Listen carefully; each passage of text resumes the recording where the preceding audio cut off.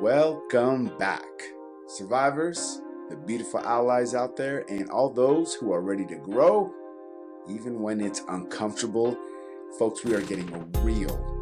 We're getting real very quick today because there's something serious we're going to talk about today. Just some information that I think is important for all of us. Because there are moments right after trauma where everything feels blurry. You are trying to breathe. You're trying to understand what exactly just happened. You are trying to feel your body again. And then someone says words you might not even be prepared for at that time. Do you want a forensic exam? And suddenly it feels clinical. Suddenly it's cold. Probably overwhelming. Yep, today we are talking about SANE exams or sexual assault nurse examiner exams. We're going to talk about why they take so long. We're going to talk about why they can feel invasive, why they matter, what your rights are, and why choosing one or not choosing one does not define your strength.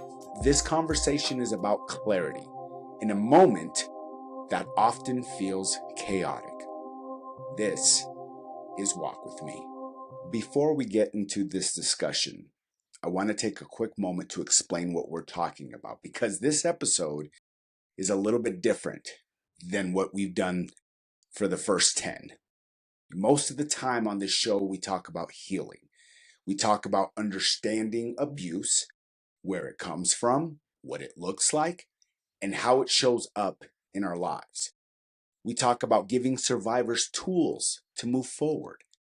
We talk about giving allies the awareness to better support the people that we care and love so much. And we talk about how we as a society can start recognizing patterns much, much earlier. And hopefully, with hope, we can prevent some of this from happening in the future. But today we're stepping into something a little bit harder, okay? Today is not about identifying abuse, and it's not going to be about spotting red flags, and it's not going to be about prevention in the way we usually talk about it. Today, we are going to talk about something that can happen after an assault. We're talking about SANE and FNE exams, the forensic exams that some survivors may be offered or choose to go through. And I want to be very clear here about my intentions with this particular episode. This is not about making this experience sound easy, because it's not. Because I can't imagine how difficult it truly is.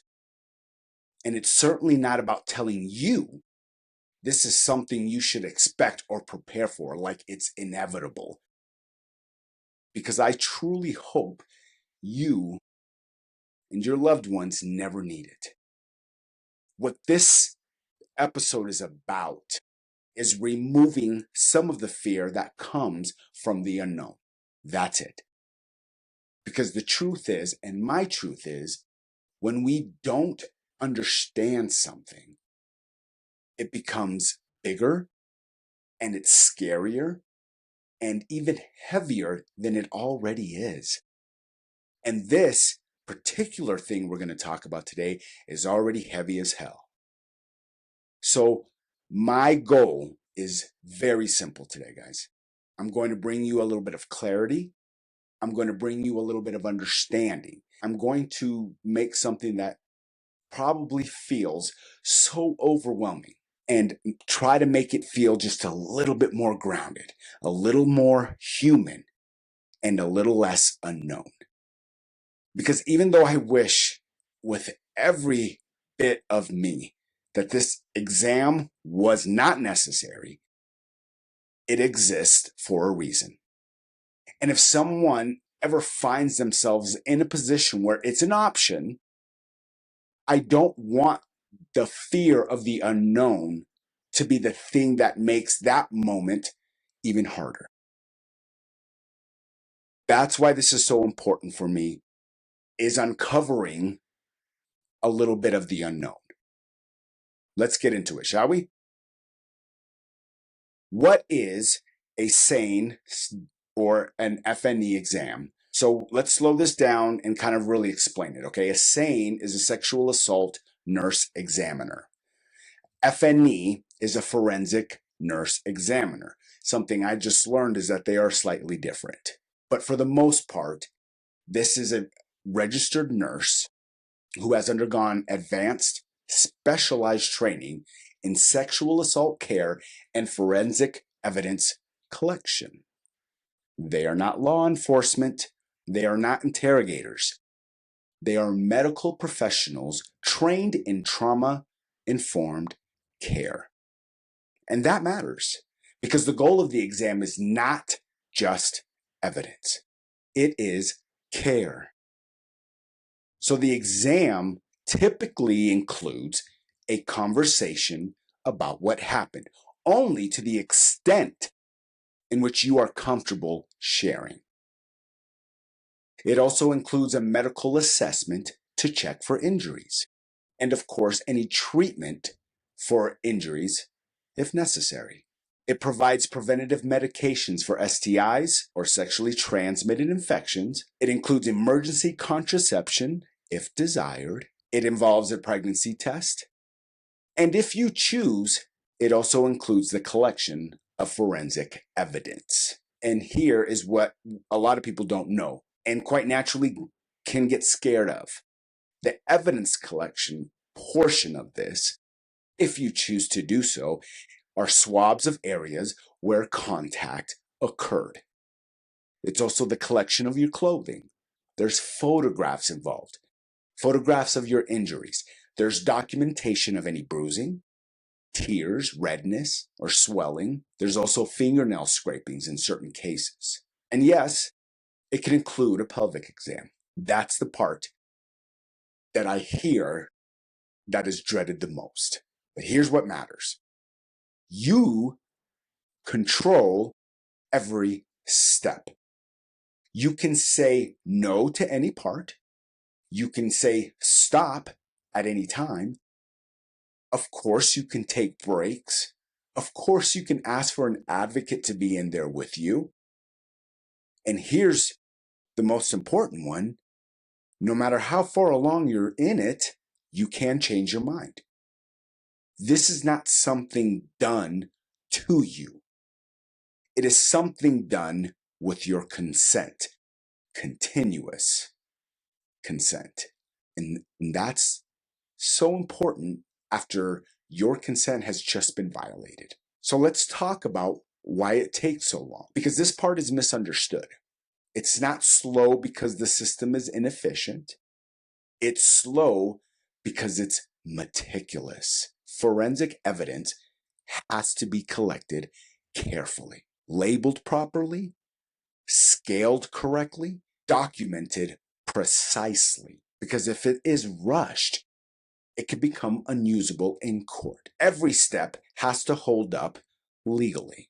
We understand how infuriating that can be.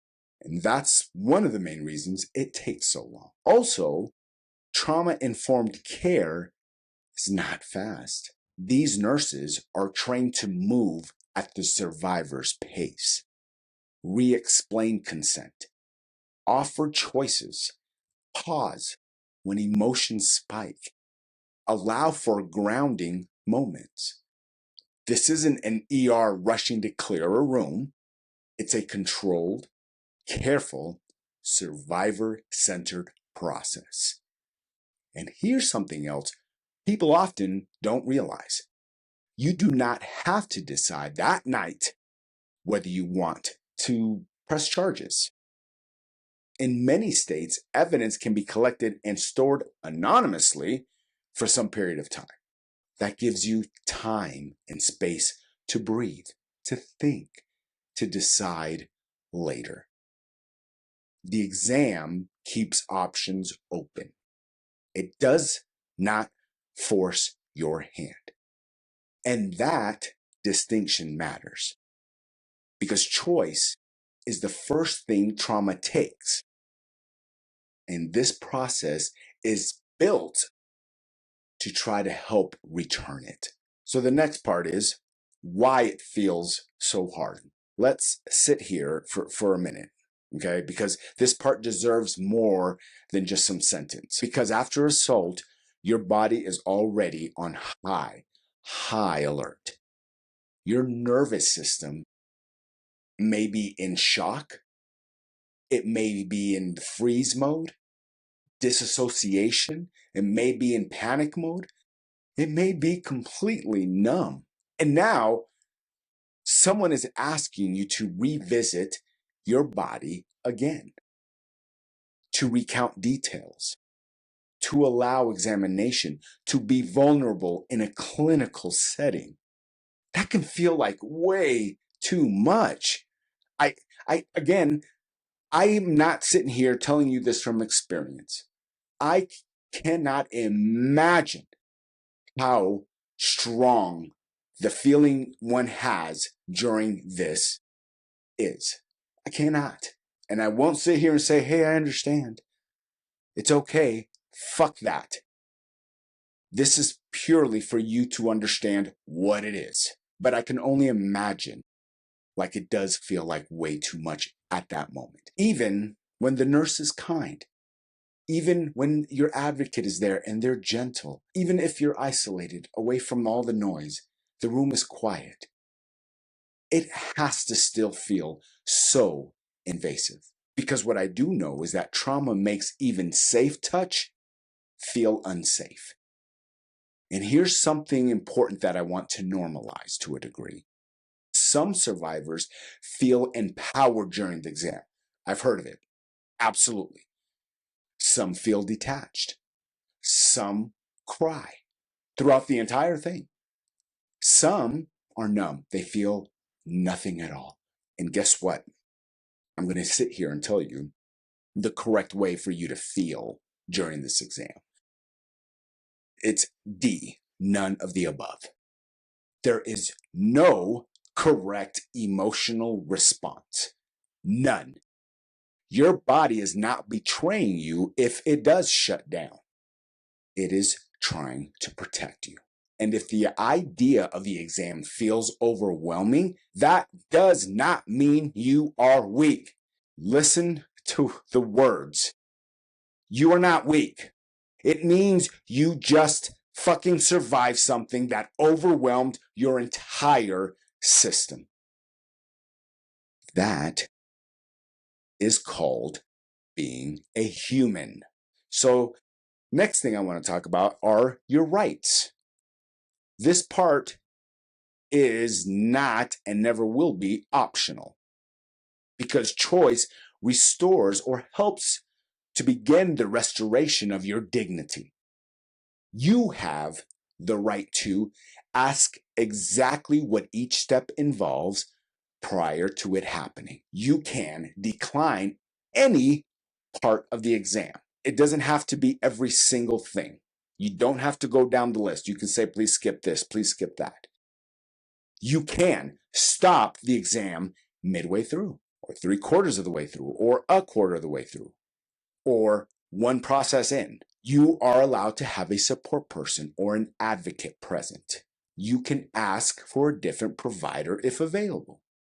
If you guys aren't vibing for any reason, it happens. I get it. And if there's one available, ask for a different one. You can receive medical care without consenting to evidence collection. That is your right. And you can get medication without agreeing to prosecution. They're not going to hold your medication on over here and go, yeah, well, if you decide to prosecute, we'll give you this. That's not how this shit works. Here's something extremely powerful. You can consent to medical treatment and decline forensic evidence. Or you can collect evidence and choose not to release it right at that moment. That means the exam is not about forcing a legal outcome. It's about preserving your options. And options, as we know, equal power. After trauma, power feels stolen. This process is built to give some of it back. Not perfectly, but intentionally. So why is it so important? Why is David talking about this today? Why is this even that big of a deal? Let's talk about why the exam exists. Because it didn't always. Before SANE programs, survivors were often examined by providers without any specialized training. Evidence was lost. Documentation was inconsistent. Survivors were often traumatized by insensitive questioning. SANE certification was developed strictly to fix that. It exists because the system failed survivors. And research constantly shows that cases involving SANE collected evidence are more likely to move forward in prosecution. Not because survivors owe the system anything, but because trained documentation fucking matters. This means a lot to me. It really does. Documentation matters, right? Evidence fades away. Bruises change and go away. DNA degrades over time. Memory begins to get questioned. The exam preserves facts before doubt can enter the room. Yes? And even if someone never pursues charges, medical documentation can help with protection orders, campus cases, future reports, or simply validation. Sometimes that's all you need. That night, maybe forever. There's something so powerful about having your injuries acknowledged in writing, not minimized, not questioned or doubted, documented. That shit matters. This next section is for anyone who's interested in this actual position, the SANE or FNE, understanding what it takes to become a SANE nurse or FNE. A SANE nurse doesn't just show up and start doing the exams, right? There is extensive training behind it. Extensive. First, a nurse has to become a nurse, a licensed registered nurse, meaning they've completed nursing school and passed the national licensing exam. From there, many SANEs start in areas like emergency medicine or trauma care or women's health, and that's where they develop strong patient assessment skills. Then, after that, comes the specialized training. Most, and I say most because not all of them are the same, but most programs require at least 40 hours of classroom education, covering things like trauma-informed care, forensic evidence collection, documentation, what else is there? Consent laws, and, believe it or not, courtroom testimony. After that, nurses complete clinical training, working alongside experienced FNEs while performing supervised exams. For nurses who want national certification, the process goes even further. They have to accumulate hundreds of hours of clinical experience and eventually pass a national cert exam through the International Association of Forensic Nurses. Shit sounds real because it is. There are different kinds of certifications you can get. One for adult and adolescent survivors, that's SANE A, and for pediatric survivors known as SANE P. The overall message is this is not casual training. This is difficult shit. It's specialized medical and forensic expertise. And unfortunately, many communities still don't have enough SANE nurses available. In some parts of the country, survivors may have to travel hours to find a hospital with a trained examiner. That's one of the reasons programs around the country are encouraging more nurses to pursue this training. Some places, you don't have to drive hours, but you have to wait hours. Whether it's because there is an exam before you or ahead of you, or because there is one SANE nurse for a group of hospitals and you're just waiting for that nurse to get to your hospital. That's why there's this huge push for nurses to pursue this training, because every survivor deserves access to compassionate, skilled care. I want to talk directly about the people who do this work. Because if we're going to talk about SANE and forensic exams, we need to talk about the people behind them, the nurses. And honestly, this goes far beyond SANE nurses or FNEs. This is about nurses as a profession, period. I want to say this very clearly. Nurses are the heartbeat of modern medicine. Hospitals, they have administrators, they have physicians, they have specialists, they have technology. All of those things matter. But the system does not function without nurses. They are the ones who see everything. They are the ones who notice when something is wrong before anyone else has the chance to. They are the ones who sit at the bedside when everyone else has moved on to the next patient. They are the ones who translate complicated medical situations into something a terrified human being can understand. And in the ER, in the emergency department, which is where many survivors first arrive, nurses are often the first person who creates safety in a moment that feels completely out of control. And I say this not just from observation. I actually hear this directly. So my wife works in emergency medicine. She's an advanced practice provider, APP.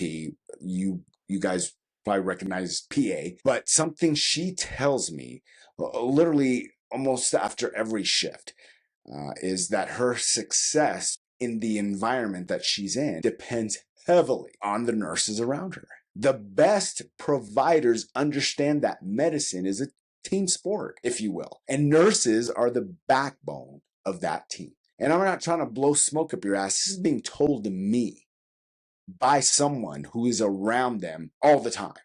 They are the ones catching the details others might miss. They are the ones advocating for patients when someone needs another set of eyes, another voice, maybe another layer of care. So when we talk about SANE nurses, we're talking about a group of nurses who take an already demanding profession and add another layer of responsibility that most people could never imagine. This work requires compassion. It requires precision. It requires emotional strength. And it requires the ability to sit with people in one of the most painful moments of their lives. That kind of work obviously deserves recognition, not just from survivors, from all of us, because nurses don't just help people heal. They assist in their survival. They introduce the idea that healing is, in fact, possible. And for those who step forward to do forensic exams, to collect evidence, to advocate for patients who may not even have the words yet to explain what happened to them, that work matters more than most people will ever realize. So to every nurse listening, whether you work in the ED, in the ICU, clinic, operating room, in a forensic program, thank you. You are loved. You are appreciated. You are seen. You are respected. And this work simply does not exist without you. So let's move this to a call to nurses. If you are a nurse listening, you are already trained to heal. The SANE or FNE certification adds another layer. Justice-centered care, trauma-informed assessment, meticulous documentation, emotional steadiness in crisis.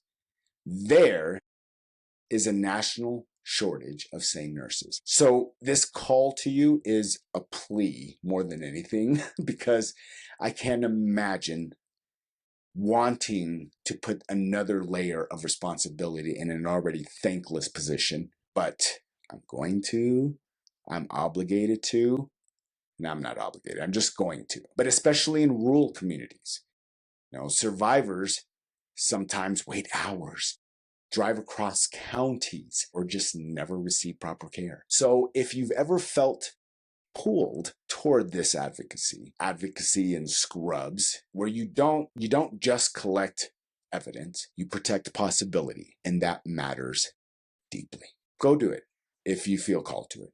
If you don't, we still love you. We still thank you for what you do. I just had to plug that in. Before we move into the challenge portion of the episode, there's something important we need to talk about, because even when survivors do everything right, even when they go through the exam, even when nurses carefully collect the evidence, even when law enforcement takes a report, sometimes that evidence sits. Across the United States, there has been a long-standing problem known as the sexual assault kit backlog. These are rape kits that were collected from survivors but never tested, or tested years later. And the numbers that I see are staggering. Estimates that I've read over the last decade have suggested that tens of thousands of kits, and historically even hundreds of thousands, sit there untested in police storage rooms across the country. That means survivors endured one of the most invasive medical exams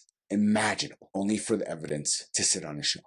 Not because it wasn't important, not because systems were overwhelmed, but the backlog exists for several reasons. Sometimes police departments never submit the kits to crime labs. Sometimes crime labs didn't have enough funding or staff to process them. Sometimes investigators prioritize cases where they already had a suspect. And sometimes, painfully, it was because society historically didn't treat sexual assault with the urgency it deserved. But here's the part that matters. Things are changing. Across the country, advocacy for survivors, nurses, and organizations has pushed governments to confront this issue head on. Federal legislation like the Debbie Smith Act has provided funding to help states test backlog DNA evidence. States have begun creating rape kit tracking systems, requiring mandatory testing and funding forensic labs so evidence can be processed faster. Love it. Here, where I live in Colorado, the issue has received significant attention. Recent reports showed that more than 1,300 sexual assault kits were waiting for DNA testing, with some survivors waiting over a year for results. Lawmakers have responded with new oversight laws and increased resources for the Colorado Bureau of Investigation to reduce those delays. And progress is happening. Turnaround times that once stretched well over a year are being pushed toward a goal of about 90 days for testing. Still work to be done, because every kit represents a person, a survivor, a moment where someone chose courage and went through that exam. And when the evidence gets tested, it does more than support one case. DNA from a kit can identify serial offenders. They can link cases across jurisdictions and prevent future assaults.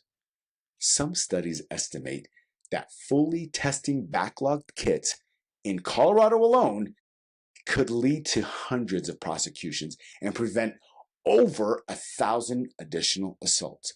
Bam, that's real impact right there. Testing kits isn't just about solving crimes, it's about preventing the next one. This is why the work of the SANE nurses, forensic labs, investigators, and advocates is so freaking critical. And it's why awareness matters. Because when the public understands the system, they demand that it works. Behind every untested kit is a person who did one of the bravest things a survivor can do. They walked into the hospital, they told their story, they endured an exam that no one should ever have to go through. And they did it with the belief that what happened to them mattered. Testing those kits isn't just about solving crimes. We have to honor that courage. We've got to the challenge. This week, don't wait until you're in shock to learn your rights. Take 15 minutes. Look up SANE FNE services in your state. Learn where the closest hospital is. Learn what the evidence window is, because it is different. It's not what you always know about. Learn whether anonymous kits are available, not because you're expecting to need it, but because knowledge reduces panic. I don't often talk about particular things or shows or companies or anything like that. I do watch a show that I'm fascinated with called The Pit. And if you're not interested in watching all that, but you're interested in just kind of getting a glimpse, they do have an episode where the charge nurse is their SANE nurse performs this exam. And from what I'm being told by provider friends and my spouse, this particular show is probably one of the closest medical shows as far as accuracy that I'm aware of. Anyways, there's an episode, and I wish I could tell you what it is right now. You just have to look it up. Throughout the episode, an exam is going on. And again, this is a TV show. It's not real, but it gives you some pretty decent insights on what these nurses do and what these patients are going through. So I would suggest watching that episode. Just Google it. As far as the challenge goes, save that information on your phone, because the most powerful thing you can say in a crisis is, I know where we can go. Information is now and will always be power, well before trauma tries to take it away. All right, there is a part 2 in this challenge. Recognize the invisible work. If you know a nurse, any nurse, send a message this week. Thank them. And if you know a SANE or forensic nurse, thank them specifically for those things. These professionals step into rooms most people would avoid. They absorb stories most people never hear or even want to hear. Okay, they do meticulous, emotionally heavy work with zero applause. Healthcare systems rarely celebrate this specialty. We can, and we will. And if you're in healthcare, ask your hospital if they have SANE certified nurses. If they don't, ask why. Advocacy isn't always loud. Sometimes it's just one question in the right room. Moving to our fashion tie-in, let's talk about something real in fashion. In 2018, at the height of the Me Too movement, the entire Golden Globes red carpet turned black, right? We've talked about this before. Designers didn't just create gowns, they made statements. Stylists, actors, and brands aligned publicly with survivors. It wasn't about trend, it was about solidarity. And I bring this back up because it went deeper than that. Brands like Levi Strauss and Company have publicly supported organizations working to combat sexual harassment and gender-based violence in the workplace, especially within garment production industries where abuse has historically gone unchecked. And organizations like RAIN have partnered with fashion campaigns to raise awareness, fund survivor support, and educate consumers. Here's why that matters. Because fashion doesn't just sell clothes. It sells culture. When Major Brands say, we stand with survivors, that shifts the narrative. When designers use their platforms to amplify consent conversations, that shifts the norms. When workplaces implement anti-harassment policies and fund advocacy groups, that shifts safety. And let's bring this back to today's episode. After an assault, clothing becomes evidence. It's bagged, it's labeled, it's documented. But outside that hospital room, clothing becomes something else. It becomes expression again, autonomy again, identity again. And that reclamation matters because culture once used fashion to blame survivors. Now fashion is being used to defend them. That's evolution. That's what cultural repair looks like.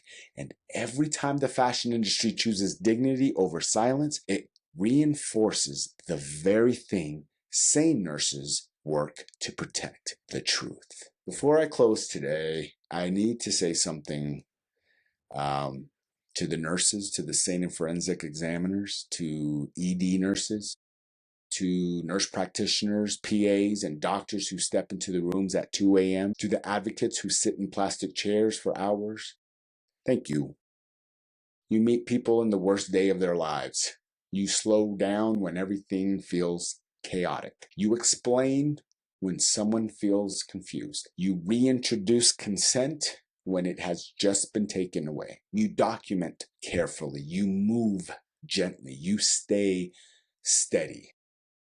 That matters than most of you will ever know. And let me say this as someone who sees the bigger picture. Doctors may steer the ship. APPs may coordinate the course, but nurses keep that engine fucking running. You are the constant presence, the emotional anchor, the steady hands. the ones who notice what others miss. When someone walks into an ED after an assault, it's more often than not a nurse who makes the difference between feeling processed and feeling protected. You are not just providing care. You are restoring dignity. And the rest of us, survivors, families, communities, are better because you show up. We see you, we respect you, and fuck, we need more of you. And to all of you listening today, the exam we discussed today is long, it's uncomfortable, is probably the most invasive thing I can ever imagine. It can be empowering, not because it fixes what happened, but because it restores agency. You will never be fully healed, and systems will never be fully perfect. But progress happens in moments like this, when information replaces fear, when care replaces silence, and when dignity replaces shame. Until then, take care of yourself, and I'll see you on the road. Hey y'all, thanks for walking with me today. If something in this episode resonated with you, you can find resources, support organizations, and additional information at walkwithmepod.com. Whether you're seeking help for yourself or someone you care about, those resources are there for you. You can also connect with me on social media. All of the links are in the show notes and on the website. I always welcome your reflections, questions, and stories. And with your permission, some may even help guide future episodes as this community continues to grow. If you believe in what we're building here, please take a moment to rate and review the podcast. It truly helps this message reach more people who may need it. And if someone came in mind while you were listening today, consider sharing this episode with them. Sometimes a single conversation can open the door to healing. Until next time, keep moving forward, one step at a time. Psst, this part is super important, my friends. I want to be very clear about something.